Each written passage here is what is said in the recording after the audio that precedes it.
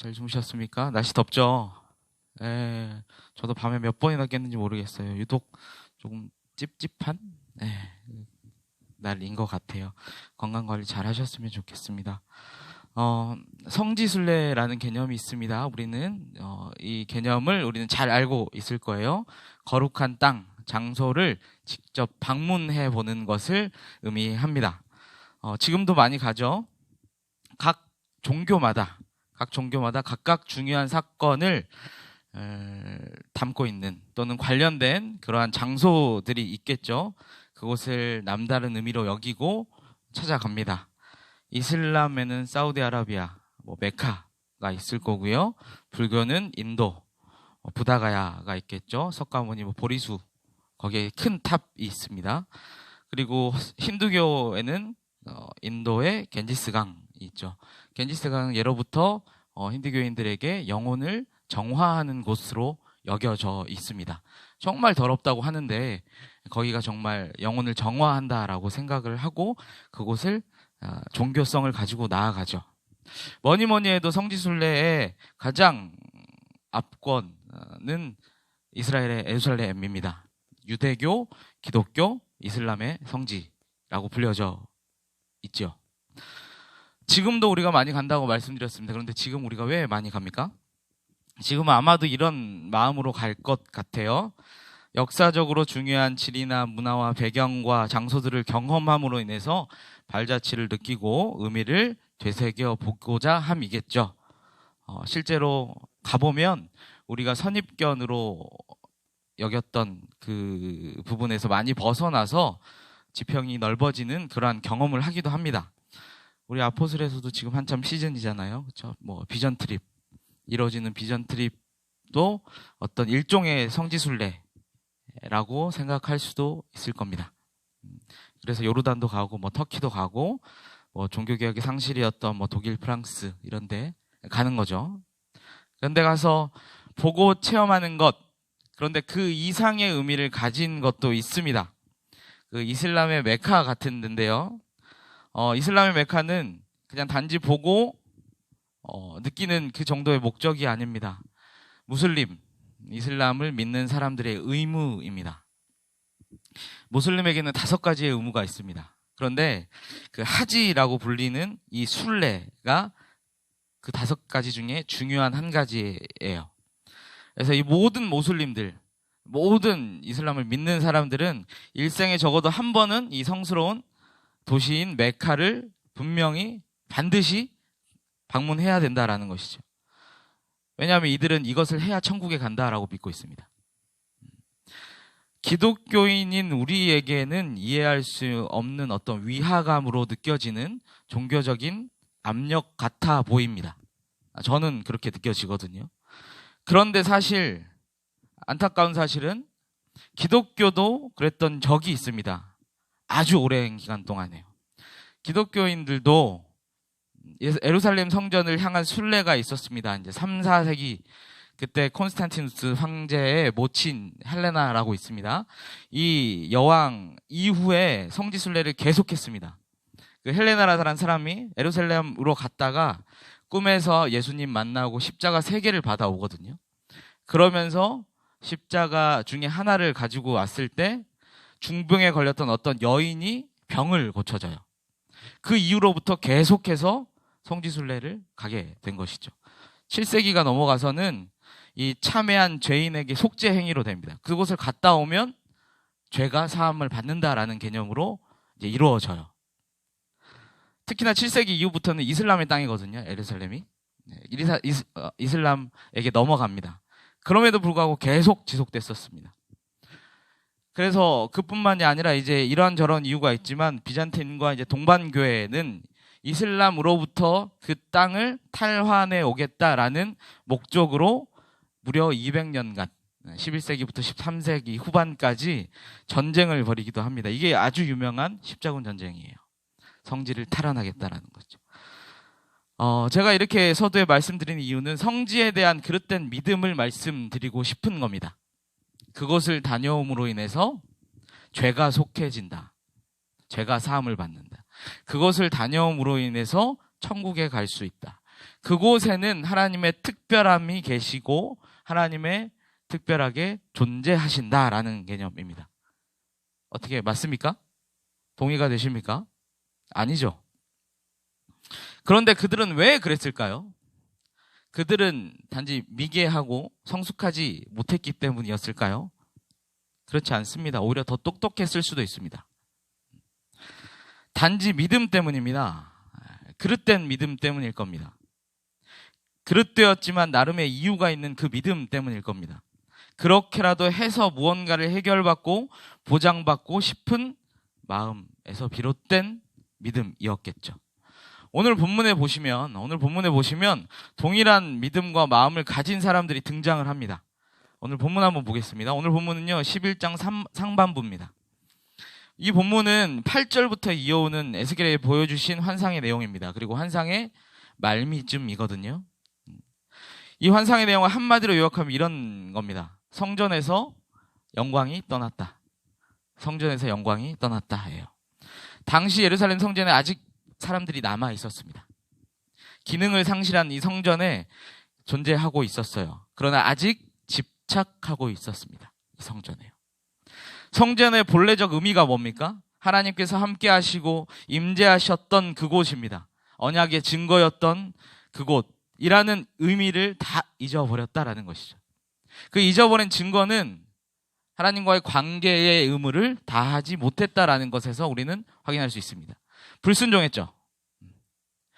근데 그곳에는 결국에는 뭐만 남았냐? 전통하고요, 종교성만 남아 있었습니다.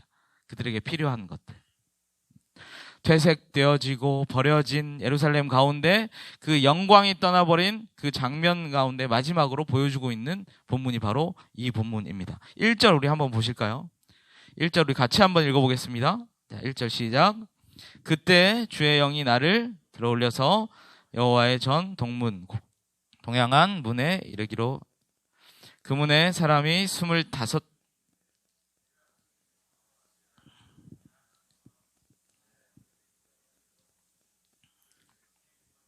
아멘. 그때라고 표현을 합니다. 우린 접속사를 항상 우린 좀 중요하게 봐야 됩니다. 그때는 언제입니까? 주의 영이 나를 들어올릴 그때, 그죠? 영이 나를 들어올려서 무언가를 보게 하셨습니다. 영이 주관하여서 보게 하신 것, 영으로만이 볼 수밖에 없는 것, 이것에 대해서 얘기를 하는 것이죠. 무엇을 보고 있습니까? 여호와의 전을 보고 있습니다. 당시 지금 에스겔은 어디 있습니까? 포로로 잡혀가 있습니다. 예루살렘에 있지 않아요. 그런데 환상을 통해서 그의 영으로 성전을 바라보고 있는 것이죠. 동문을 보고 있습니다. 동문에 있는 사람들을 보게 하셨어요. 당시 동문은 해가 뜨는 곳을 의미합니다. 그렇기 때문에 정문을 얘기해요. 널찍한 자리 잡은 그 문을 얘기합니다. 동문에 사람이 있습니다. 25명이나 있습니다. 어떻게 표현하고 있습니까? 자, 객관적인 설명은 이렇습니다. 1절에 보시면 백성의 고관이라. 일종의 공무원입니다. 공무원이고요. 그리고 당시 성전에 있던 정치적인 공무원이었습니다. 정치 지도자예요. 정치 지도자 25명이 모여있는 것을 보게 되는 것이죠. 그런데 이게 객관적 사실인데 이들에 대해서 어떤 사람이라고 묘사하고 있습니까? 2절, 3절입니다. 2절, 3절. 제가 2절, 여러분이 3절을 읽겠습니다. 그가 내게 이르시되 인자야 이 사람들은 불의를 품고 이 성중에서 악한 꾀를 꾸미는 자니라.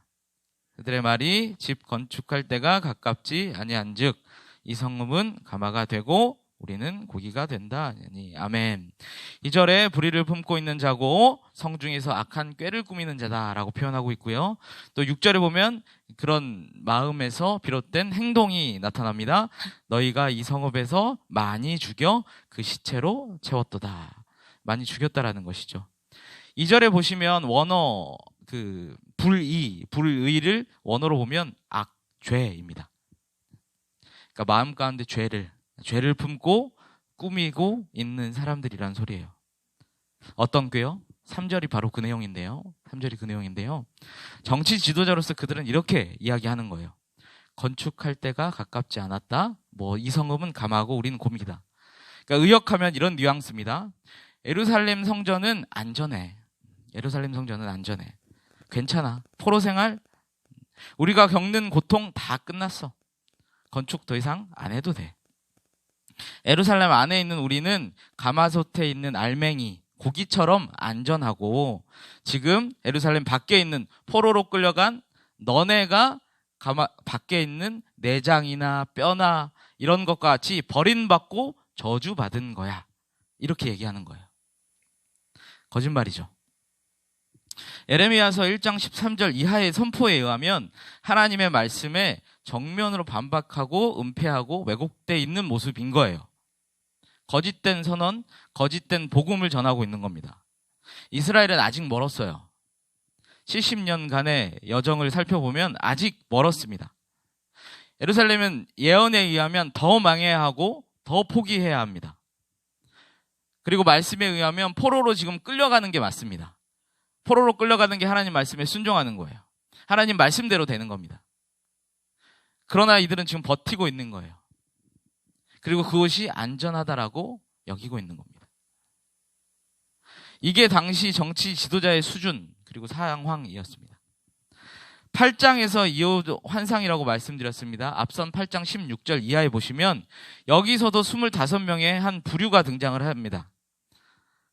안뜰에 있는 자, 그리고 현관과 제단 사이에서 성전을 등지고 태양의 신에게 예배하는 자들이 등장을 합니다. 25명의 종교 지도자들이에요. 환상을 통해서 이 말을 하고 싶은 겁니다. 종교 지도자든 간에, 정치 지도자든 간에, 장로들이든 간에 윤리와 규례와 명령에 순종하지 않았다. 다 악하다. 어느 누구도 안전하지 않다. 예외 없이 심판을 받을 것이고 벌을 내릴 것이다. 라고 얘기하는 거예요. 오늘 본문 요약하면 딱 이렇게 정리할 수 있다. 작게는 정치 지도자들에 대한 책망과 심판에 대해서 얘기하는 것이고, 넓게는 예루살렘을 붙잡고 있는 헛된 믿음을 가진 이들에 대한 심판과 책망에 대한 내용이에요. 이게 오늘 본문의 내용입니다. 우리 본문의 내용을 통해서 우리는 무엇을 생각해 볼 필요가 있을까요? 3가지를 한번 살펴보려고 합니다. 첫 번째는요, 우리의 발디는 곳이 거룩한 곳이다라는 겁니다. 예루살렘이 더 이상 성전이 아니라는 것을 얘기하고 있어요.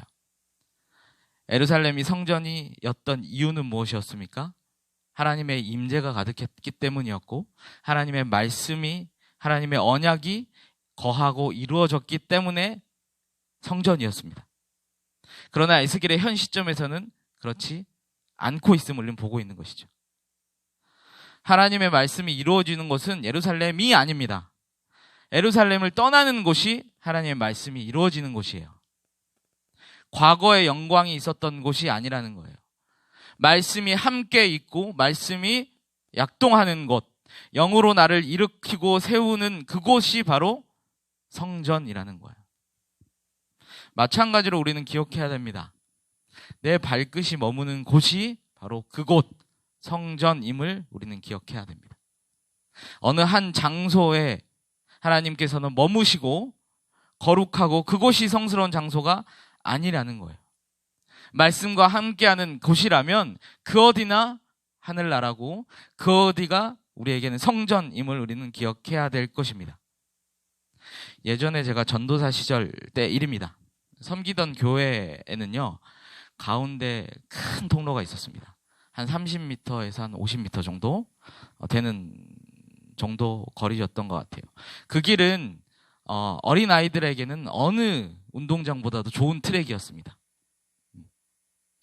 마치 어느 날 주일도 어김없이 그 주일도 그 어린 아이들은 마치 본인이 우사인 볼트가 된 양 100m 달리기를 하기 시작했습니다. 네, 쌩 하고 지나갔어요. 그때 그 모습을 바라보시던 주일학교 선생님께서, 연로하신 주일학교 선생님께서 이렇게 말씀하셨어요. 이놈 새끼, 어디 거룩한 교회에서 뛰어다녀? 교회는 뛰어다니는 곳이 아니야. 뛰어다니지 마. 라고 말씀하셨어요.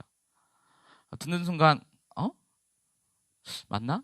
라는 생각이 좀 들었어요. 그때 당시 이제 파이팅 넘치는 전도사였거든요. 지금이었으면 그냥 유두리 있게 그냥 넘어갈 수 있는 부분이었을 텐데, 그때 당시에는 틀린 거는 틀렸다고 얘기해야 되는 어떤 전도사 시절이었거든요. 그래서 이렇게 우회적으로 기분 나쁘지 않게라고 표현을 하지만 기분 나쁠 수밖에 없게 이렇게 그 아이에게 얘기했어요. 위험하니까 뛰어다니지 마. 너네들이 다치면 하나님께서 마음 아파하실 것이고 또 다른 예배에도 지장이 있으니까 뛰어다녀도 되는데 주일날 좀 조심하자 이렇게 얘기했던 것 같아요. 은연중에 우리한테는 그런 모습들이 있죠. 그런 마음이 있습니다. 불과 10년 전만 해도요, 이 강대상은 아무나 올라올 수 있는 곳이 아니었습니다. 신발을 신고 올라온다? 상상도 못할 일이었죠. 전통적인 어휘가 우리한테는 있다라는 것이죠. 마치 예루살렘은 하나님의 계심과는 관계없이 성전일 것이라고 생각하고 여겼고 믿었던 것처럼 말이죠. 다시 한번 우리는 강조하며 생각해 봐야 합니다. 성전은요, 하나님의 말씀이 있는 곳, 여러분이 말씀으로 발 닿는 곳, 모든 곳이 성전, 거룩한 곳임을 기억하시기를 바랍니다. 내 영혼이 은총 입어라는 찬양 중에 주 예수와 동행하니 그 어디나 하늘나라라는 구절이 있습니다. 여러분의 가정, 여러분의 학교, 여러분의 직장, 모든 관계 속에서 하나님의 거룩하심, 하나님의 구별됨이 드러나는 하나님의 나라가 임하시기를 진심으로 바랍니다. 두 번째는요, 속고 속이나 속일 수 없다라는 겁니다. 속고 속이나 속일 수 없다라는 거예요. 백성은 속이나 하나님을 속일 수 없습니다. 사람을 속일 수 있으나 어떠한 경우에도 하나님을 속일 수 없습니다. 심지어는 자기 자신도 속일 수 있습니다. 이들은요, 이 정치 지도자들은요, 하나님의 말씀을 왜곡시켜서 합리화했습니다. 그리고 그들이 가진 영향력으로 거짓을 전파했습니다. 그리고 그들의 힘을 남용했습니다. 불의를 행했어요. 그러나 5절 한번 보실까요? 5절 제가 읽겠습니다. 여호와의 영이 내게 임하여 이르시되 너는 말하기를 여호와의 말씀에 이스라엘 족속아 너희가 이렇게 말하였도다. 너희 마음에서 일어나는 것을 내가 다 아노라. 아멘. 하나님을 다 아신다는 거예요. 다 속여도 하나님은 그 마음에서 움직이는 동인을 보시는 분이기 때문에 다 아신다는 겁니다. 그리고 하나님께서는 반드시 심판하신다라는 겁니다. 그렇기 때문에 우리는 하나님의 하나님 되심을 기억해야 됩니다. 10절, 12절에 이렇게 기록되어 있습니다. 심판하리니 내가 여호와인 줄 알리라. 우리 인간은요, 어느 누구도 죄의 유혹에서, 죄의 시험에서 자유로울 수 없습니다. 은밀한 가운데 유혹은 더욱더 강력하고 더욱더 치밀합니다. 우리가 이길 수 있는 방법이 있습니까? 우리가 거부할 수 없는 그 죄 앞에서 우리가 이길 수 있는 방법이 과연 존재합니까? 있다라면 이것일 겁니다. 하나님은 그 순간에도, 그 어느 순간에도 우리의 마음과 행실을 다 알고 지켜보고 계신다. 우리는 하나님에게서 벗어날 수 없고 그를 속일 수 없다. 그리고 그가 반드시 심판하신다. 이 원리를 꼭 기억하셔서 우리가 그 어떤 현장, 그 어떤 순간에서도 하나님 보시기에 부끄럽지 않는 인생으로 올려드리기를 간절히 소망합니다. 마지막 세 번째입니다. 마지막 세 번째는요, 떠났는가 끝났는가 아직 끝나지 않았다입니다. 떠났는가 끝났는가 아직 끝나지 않았다입니다. 이 외침은요, 에스겔의 마음속의 외침이었을 겁니다. 종교 지도자는 타락하고 썩었습니다. 정치 지도자들도 타락하고 썩었습니다. 하나님의 영광이 떠났다고 합니다. 그리고 지금 포로 생활하고 있습니다. 외치는 것이죠. 진짜 끝인가? 하나님께서 진짜 모조리 다 멸절하시는 겁니까? 이게 13절의 모습입니다. 충분히 그 안타까움과 애통함과 비탄 하나님이 느껴지는 것이죠. 그의 마음 가운데 이런 질문이 있었을 겁니다. 심판 가운데 이 흩어진 모든 민족들 가운데 이 현실 속에서 과연 소망은 존재할 것인가? 이 질문은요, 우리의 현실 가운데서도 동일하게 적용되는 것 같아요. 2019년 7월 말, 이 대한민국, 이 땅에도 소망은 존재하는가? 회복은 존재하는가?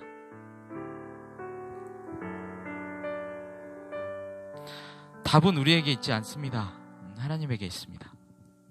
이후에 내일 살펴볼 본문이지만 잠깐 보시자면, 이후에 16절부터 20절에 보시면 이렇게 기록되어 있습니다. 쫓아내고 흩은 이에게 내가 성소가 되어주겠다. 내가 너희를 모으고 내가 그 땅을 주겠다. 내가 한 마음을 주고 내가 그 속에서 새 영을 주겠다. 내가 부드러운 마음으로 주겠다. 여기서의 나는 누굽니까? 여호와 하나님이에요. 그 후에 받은 마음으로 율례와 규례를 따르라 라고 있는 거예요. 답은 우리에게 있지 않습니다. 하나님께 있음을 우린 기억해야 합니다. 우리에게 집중하면 우리는 더 나락으로 빠지고 필패할 것입니다. 먼저 하나님께 있음을 인정하고 바라보고 구해야 할 것입니다. 그래야 이 땅의 회복, 대한민국의 회복, 그리스도인의 회복, 그리고 소망이 있을 줄로 믿습니다. 말씀을 정리합니다. 사랑하는 여러분, 오늘 본문은요, 작게는 정치 지도자들에 대한 책망과 심판이고, 넓게는 예루살렘을 붙잡고 있는 헛된 믿음을 가진 이들에 대한 책망과 심판이라고 말씀드렸습니다. 그리고 오늘 본문을 통해서 우리는 세 가지를 함께 생각해 보았습니다. 첫 번째요, 우리의 발을 딛는 곳이 성전, 거룩한 곳이다. 성소는 다른 곳이 아니다. 말씀과 함께하는 곳, 말씀이 이루어지는 곳, 말씀과 동행하는 곳이 거룩한 곳이다 라고 말씀드렸습니다. 두 번째는 사람은 속일 수 없고 사람은 속일 수 있고 자신도 속일 수 있으나 하나님을 속일 수 없다. 세 번째는요, 절망적인 현실과 상황 가운데 우리가 바라봐야 할 곳은 내가 아니고 오직 하나님의 일하심이다. 이 고백과 이 말씀 오늘도 붙잡고 치열하게 몸부림치며 살아가는 저와 여러분 되시기를 진심으로 기도합니다. 함께 기도합니다. 우리 말씀 두고 함께 기도하겠습니다. 마땅히 거룩한 자로서 하나님 살게 하시고 말씀과 함께하게 하시고 주께서 허락하신 가정과 관계와 직장, 학교, 이 모든 곳에서 열매 맺는 삶 살게 하여 주시옵소서라고 함께 기도했으면 좋겠고요. 또한 하나님과 사람 앞에서 부끄럽지 않는 정직과 순결의 모습으로 살게 하여 주시옵소서. 또 때로는 절망적인 현실과 상황 가운데 나를 의지하는 것이 아니라 오직 하나님을 바라보고 하나님의 일하심을 바라보며 소망하며 살게 하여 주시옵소서. 주만 바라보는 하루 되게 하여 주시옵소서. 주와 동행함으로 얻는 복을 오늘 이 땅 가운데 누리게 하여 주시옵소서라고 시간 함께 말씀을 두고 함께 기도하겠습니다. 사랑과 은혜의 주님 감사